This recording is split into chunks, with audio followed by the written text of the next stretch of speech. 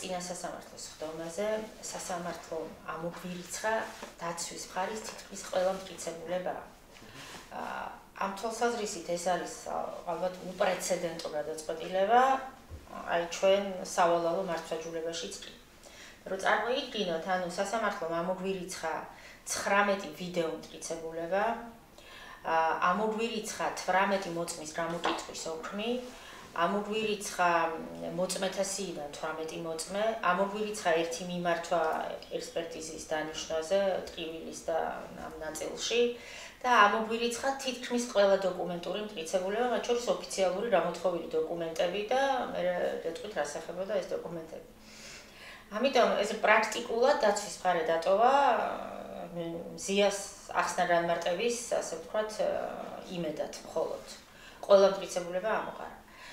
გავასაჩივრეთ რა დაწყვეტილება სააპელაციო სასამართლოში, მაგრამ ცხადია არა იმ მოლოდინით, რომ სააპელაციო სასამართლოში დაგვხდებოდა ობიექტური და მიუკერძოებელი მოსამართლე, მაგრამ გავასაჩივრეთ. მაგრამ ნახეთ, პროცესები განვითარდა როგორ. ჩვენი მტკიცებულებები სასამართლომ ამორიცხა იმიტომ, რომ ამ ვიდეო მტკიცებულებების მოპოვება სჭირდებოდა სასამართლო განჩინებაო. მაშინ, როდესაც არ სჭირდებოდა და ეს საჯარო სივრცეში განთავსებული ვიდეო კადრებია სულ. ეს არის ბათუმელების YouTube გვერდზე განთავსებული სხვა აჭარის ტელევიზიის და მოკლედ სულ საჯარო სივრციდან ამოღებული ვიდეო კადრებია იმ საპროცესო წესით, როგორც ამას ვაკეთებთ ხოლმე. მაგრამ ამ შემთხვევაში მოსამართლემ თქვა ამ ნაწილზე ვსაუბრობ, რომ აქ სასამართლო განჩინება იყო საჭიროა. თუმცა ჩვენ სასამართლო განჩინებისთვისაც გვქონდა მიმართვა გაკეთებული, ამ საქმეში ჯერ არ ჩანდა, მაგრამ ის პერსონალური კომპიუტერიდან გვინდოდა კიდევ გამოთხოვა იგივე მტკიცებულებების. მაგრამ ამას დაემთხვა დროში აი სხვა პოლიტპატიმრების საქმე, სადაც ადვოკატებმა იშუამდგომლეს, იქ ბრალდებამ წარადგინა ამ გზით ჩამოტვირთული მტკიცებულებები, თუმცა იქ თქვათ ამ გზით არ იყო, იქ იყო ვიღაცების Facebook-ებიდან მოპოვებული განჩინების გარეშე. დაცვა დაეყრდნა ჩვენ გადაწყვეტილებას იმ საქმეში და უთხრა ამორიცხა ბრალდების მტკიცებულებებიო, იმიტომ რომ მზია საქმეში ამის გამო ამორიცხა დაცვის მტკიცებულებებიო. სასამართლო იქ ჩავარდა, ასე ვთქვათ, მძიმე დღეში, გადაიდო ის პროცესი ერთი კვირით. მე ჯიმარს რომ იყო დიდი კონსულტაციები, იმიტომ რომ როდესაც მოსამართლე დაბრუნდა, ჩვენი სააპელაციო საჩივარში რა გარემოებებზეც ვუთითებდით და როგორც ვასაბუთებდით, ადგა და ერთ-ერთში მოყვა ის თავის პროცესზე. იქ მოსამართლემ არ ამორიცხა და თქვა, რომ ამას არ ჭირდება სასამართლოს განჩინება, იმიტომ რომ ბრალდების მტკიცებულებებიაო ესო. თუმცა მოწმეებთან იქ ორ მოწმეზე შუამდგომლობდნენ მე მგონი და იქაც სწორედ იმ არგუმენტებზე ილაპარაკა მოკლედ რაზე ჩვენ ამ საქმეში, მაგრამ თავი რომ დავანებოთ, ახლა სასამართლო დადგა აი ამ დილემის წინაშე. ორი საქმე დაემთხვა ერთმანეთს, იქ მოსამართლემ ასე თქვა, აქ მოსამართლემ ისე თქვა. მათ მეტად უჭირდათ პროკურატურის მტკიცებულებები იმ საქმეში, ჩემი ვარაუდი ასეთია, იმიტომ რომ ჩვენ იგივე ვიდეო მტკიცებულებების წარდგენის სხვა გზაც გვქონდა ამ საქმეში. გამიგეთ, რაც თავის დროზე რაღაცა გაეპარასავით სასამართლოს და ამიტომ შემდეგ პროცესზე ჩვენ იგივე ვიდეო მტკიცებულებები განჩინებით მოპოვებულიც მივიტანეთ. ამიტომ ამ ნაწილში დააკმაყოფილა სააპელაციო სასამართლომ და თქვა, რომ ეს ვიდეო მტკიცებულებები უნდა დაბრუნდეს, იმიტომ რომ არ ჭირდება განჩინება, მაგრამ არც ერთი მოწმის ნაწილში და არც დოკუმენტური მტკიცებულებების ნაწილში არ დააკმაყოფილა ჩვენი განჩინება. ანუ მხოლოდ იქ, სადაც იძულებული იყო ამის თქმა მინდა. ეს იყო, ვთქვათ, მთავარი გარემოება აქ. შემდეგ ამავე პროცესზე მნიშვნელოვანი გახლდათ ის, რომ ბრალდებამ იშუამდგომლა მზიას ადმინისტრაციული სამართალდარღვევის საქმეზე მოგეხსენებათ ეს ცნობილი შაინიძის საშინლად უკანონო გადაწყვეტილება. ჯერ დაწერილიც არ არის, თუმცა სარეზოლუციო ნაწილი წარმოადგინა, რომ დაერთოს ამ საქმეს და ჩვენი მტკიცებულებები ამ დროს ყველა მტკიცებულება იმ პირველმა მოსამართლემ ამორიცხა, იმიტომ რომ იმ ადმინისტრაციულ დაკავებასთან დაკავშირებულ გარემოებებს საერთო არ აქვს ამ საქმესთანო და ამიტომ ამორიცხა, არ არის რელევანტურიო. აქ ბრალდება გამოცხადდა და თქვა ის გადაწყვეტილება დაურჩეო, რომლის მტკიცებულებებით მე ამომირიცხა სასამართლომ. ჩვენ სასამართლოს უთხარით ეს სამართლებრივი საკითხია, რომ სხვა საქმეზე დადგენილი, ხა გარდა იმისა, რომ ყველა მიცის ამ ქვეყანაში მზია ადმინისტრაციულ წესით როგორ დააკავეს, ვიდეო არსებობს და თვალნათელია ეს ამბავი და უკანონოა ეს გადაწყვეტილება, აღმაშფოთებლად უკანონოა. ჩვენ სასამართლოს უთხარით, რომ მიუხედავად ამისა, შენ ვერ გამოიყენებ იმ ფაქტობრივ გარემოებებს, რაც დაადგინა იმ სასამართლომ, იმიტომ რომ კანონის გამო პრეიუდიციული მნიშვნელობა არ აქვს. ამიტომ თუ უნდა დაუხთო ბრალდების ეს გადაწყვეტილება, ამიტომ ჩვენ ვიშუამდგომლეთ იმ სხდომის ოქმი პოლიციელებმა ყალბი ჩვენება რომ ისცეს ადმინისტრაციულ საქმეზე, ის დაურთო იმის საფუძვლად, რომ მოვითხოვეთ იმ პოლიციელების გამოკითხვა ამ სისხლის სამართლის პროცესში, იმიტომ რომ ამ ამბავს ვერ ამიზიას ადმინისტრაციული დაკავებიდან იწყება ეს ამბავი. რა მორიცხულია ეს შეაფასო, ეს ქმედება იმის გარეშე და უფრო ადრეც იწყება საერთოდ ციალას და ქათამიძის დაკავებიდან იწყება, აი პირველი სტიკერის გამო ვინც დააკავეს. მოკლედ სასამართლო ისე ასე ვთქვათ ჩავარდა, ასე ვთქვათ, ასეთ საგონებელში და ნუ რასაც ველოდებოდ ჩვენთან სასამართლო მე გადის, დარწმუნებული ვარ მე ასე ვთქვათ, ეკითხება ჭკუას მათ ვისაც უნდა კითხოს და შემდეგ რას წეუბნებიან, რა მოდის და აცხადებს იმ გადაწყვეტილებას. ამ შემთხვევაში სასამართლო გამოვიდა და თქვა, რომ პროკურორის ეს სასამართლო გადაწყვეტილება, რაც იშუამდგომლობა პროკურორმა დაერთოს საქმეს და ჩვენი შუამდგომლობა იმ ნაწილში, რომ ის პოლიციელები, რომლებიც იქ ყალბჩვენებას იძლევიან და უნდა გამოვიკვლიოთ ამ საქმეში, არ დააკმაყოფილა. ნუ ესე იგი ჯამში 20 მოწმის ჩვენება, 20 მოწმის გამოკითხვის მოთხოვნა ამ სასამართლომ, ასე ვთქვათ, არ დაგვიკმაყოფილა. ეს მტკიცებულებების ნაწილში ზოგადად ბევრია კიდევ მნიშვნელოვანი გარემოება და ახლა იმაზე ვთქვათ, ალბათ დიდ დროს წაიღებს.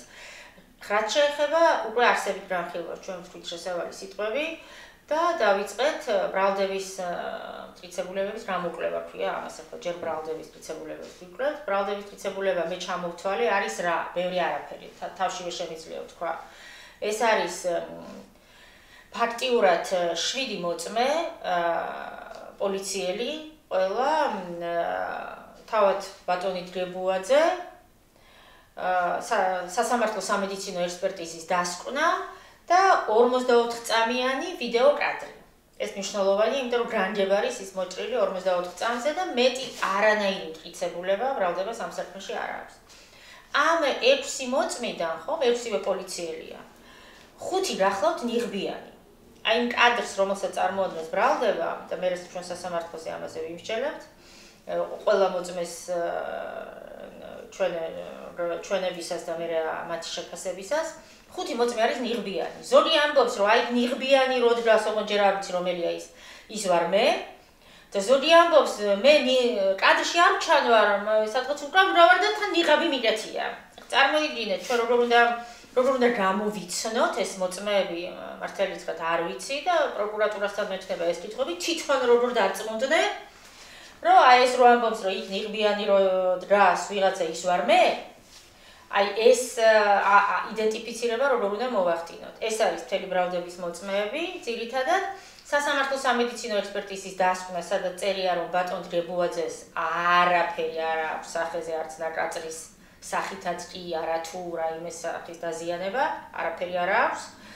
და ეს 44 წამიანი ვიდეო, რომელიც გამოძიებამ ჩათვალა მიუხედავად იმისა, რომ მათ სასამართლოთი მოთხოვნილი ჰქონდათ, რომ უნდა აეღოთ ვიდეო კადრები მთლიანად, რაც ასახავდა აი ამ 11-12 იანვრის საპროტესტო აქციას, იმიტომ რომ იქიდან იწყება ყველაფერი.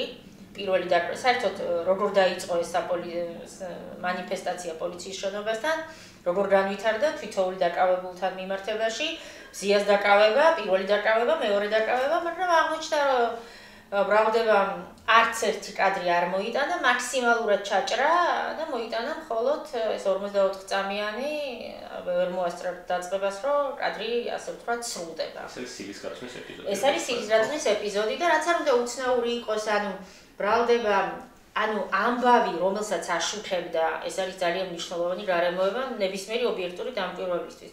ამბავი, რომელსაც აშუქებდა არაერთი მედია ლაივში. არაერთი ასეთი მედია, ისეთი მედია, ასეთი გამოცემა, ისეთი რამდენი მასალა არსებობს, ხო? ბრალდება ვერ იპოვნა ვერც ერთი კადრი, სადაც ან მზია ეძახის ვინმე ძაღლებოდა ღორებო, ან სხვა ეძახის ვინმე ძაღლებოდა ღორებო, ან რომელიმე აყენებს პოლიციელს შეურაცხყოფას, ან რომ საერთოდ ამ მანიფესტაციამ კანონსაწინააღმდეგო ხასიათი მიიღო, ხო ეს უდევს, ისინი ასე ამბობენ, რომ მიიღო. აი რაც უნდა უცნაური იყოს, საპოლიციო კამერები არ ამდენი მთელი აჭარის პოლიციის დეპარტამენტია გამოწყობილი რარეთ და ჩვენ წარდგენილ კადრებში კარგად ჩანს, რომ სამხედროები გათიშული აქვს ყველას. კი, მათ შორის ადმინისტრაციულ საქმეზე შესაძლოა წარმოქმნილი ქონდა მტკიცებულება, რომელიც იყო გადაღებული მზიას ადმინისტრაციული დაკავების შემდეგ, ხო? დიახ, ესაც სიყალბის, ანუ მათი სიყალბის ამ საქმეში პოლიცია არ მოიშალა სიყალბის კეთება. ანუ პირველივე წუთიდან ყალბ დოკუმენტებს ქმნის, სრუჩვენებები მოყავს, ყალბი მტკიცებულებები მოაქვს სასამართლოში. ანუ არაერთი ასეთი სიყალბე ჩაიდინა, მათ შორის აი ეს მოიტანა კადრი, რომელიც ასახავს მზიას განთავისუფლების მერე ბოლო ორი ძმები გაბაიძეები, ვინც დააკავეს და დიდი საპოლიციო ჭყლეტა, როდესაც ატყდა და მზია, ასე ვთქვათ, ჩაიგდო ფეხქვეშ პოლიციამ, იმიტომ რომ იქ იდგა და ისეთი ამბავი ატყდა, რომ ეს ადამიანს მას მოხვდა. ისაუბრებს ამაზე მერე თავად მზია და ჩვენს გვაქვს მტკიცებულებები წარდგენილი, გადაუარა ამ პოლიციამ ზემოდან, გადმოუარა ფეხსაცმელი გაძრა. აი ეს კადრები წარმოადგინა, ვითომ ეს ამბავი ხდებოდა მანამდე. თუმცა მაინც არაფერს არ ადასტურებდა, პირიქით ადასტურებს ეს, რომ აი ამ საპოლიციო უკანონობის გამო ისეთი ამბავი ატყდა, იდგა ადამიანები ზოგი ფეხქვეშ მოხვდა და არ ვიცი, ანუ ძალიან ესეთი სახიფათო ჭყლეტის კადრები არის იქ და განსაკუთრებით იმ თვალსაზრისით, რომ მზია მოხვდა ამ ჭყლეტაში და იმდენად ცუდად რა ხდა, რომ მისთვის სასწრაფოდ გამოიძახეს და ეს მტკიცებულებაც წარდგენილი ჰქონდა ჩვენ ამ საქმეში. დოკუმენტური მტკიცებულება ადამიანმა დარეკა და სასწრაფო მოვიდა მზიასთვის. ეს მტკიცებულებაც ამოაგდო ამ საქმიდან სასამართლომ.